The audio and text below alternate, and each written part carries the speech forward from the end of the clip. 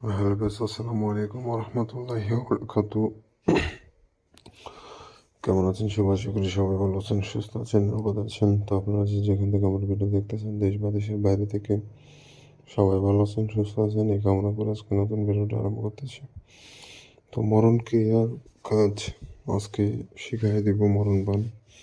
তো এই মরণবাণের মাধ্যমে আপনি আপনার শত্রুকে চিরতরের জন্য দুনিয়া থেকে বিদায় করে দিতে পারবেন এই একটা নকশার মাধ্যমে।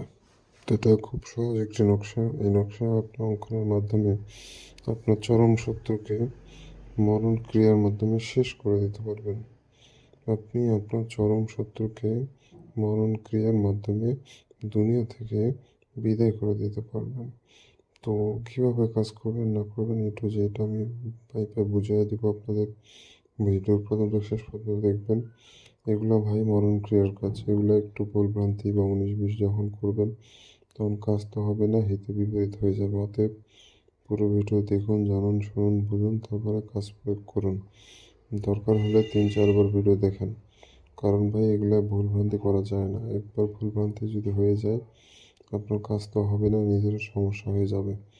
অতএব সুন্দরভাবে দেখবেন, বুঝবেন, তারপরে কাজ করবেন, ইনশাল্লাহ আপনার কোনো রকম সমস্যা থাকবে না।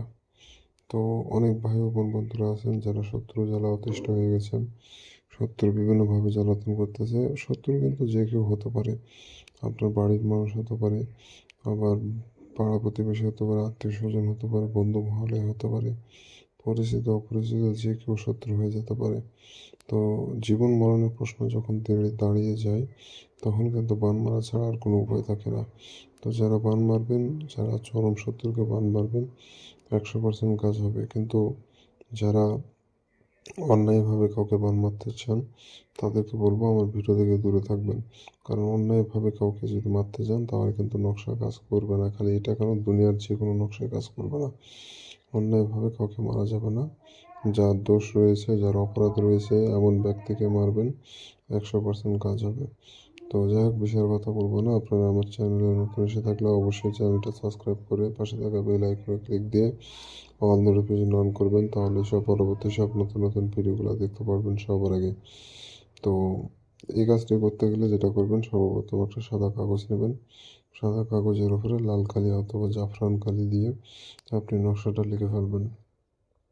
তো একটা সাদা কাগজ নেবেন, সে কাগজটা পাক পবিত্র যেন হয়, কোনো রকম নোংরা আবর্জনা বা অপবিত্র কোনো দ্রব্য কাগজে ভরে না থাকে।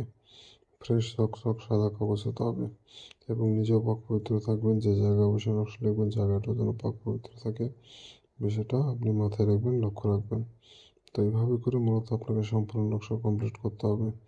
তো যখন নকশা লিখবেন আশেপাশে কেউ যেন না থাকে, নিরিবিলি জায়গা বসে, ফাঁকা জায়গায় বসে নকশা লিখতে হবে।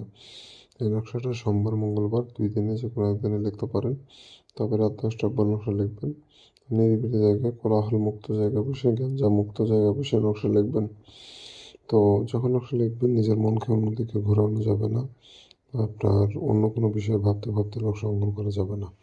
সমস্ত মনস্থির নকশার মধ্যে দিতে হবে।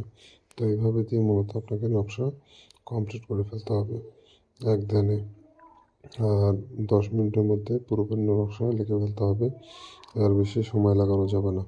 তো নকশা লেখা হয়ে গেলে নকশার নিচে আপনাকে নাম দিতে হবে।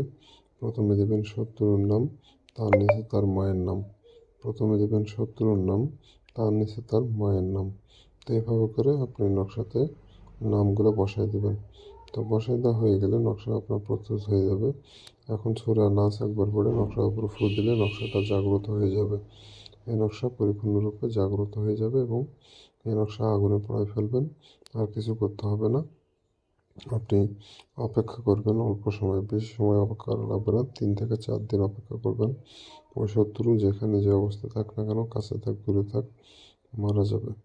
তো খুবই খতরনাক মরণবাণ, সাবধানতা অবলম্বন করে কাজ করতে হবে। A to Z আমি সব কিছু বুঝিয়ে দিলাম। আর যারা অনুমতি নেবেন চ্যানেলটা সাবস্ক্রাইব করবেন, কমেন্টে নাম লিখবেন, অনুমতি পেয়ে যাবেন। 2টা শর্ত পালন না করলে আমি কাউকে অনুমতি দেই না। 1 নম্বর শর্ত, চ্যানেল সাবস্ক্রাইব করতে হবে। 2 নম্বর শর্ত, কমেন্টে নাম লিখতে হবে। কারণ আপনার নাম না জানলে অনুমতি কীভাবে দেবো? তো এই হচ্ছে বিষয়। তো যারা আমার সাথে ব্যক্তিগতভাবে যোগাযোগ করতে চান স্ক্রিনে দেওয়া নম্বরে এই মুহূর্তে এসে যোগাযোগ করবেন, যে কোনো সমস্যার সমাধান করতে চেষ্টা করবেন ইনশাল্লাহ। স্ক্রিনে যে নম্বর এটা আমার ইমো নম্বর। ধন্যবাদ সবাইকে। আসসালামু আলাইকুম।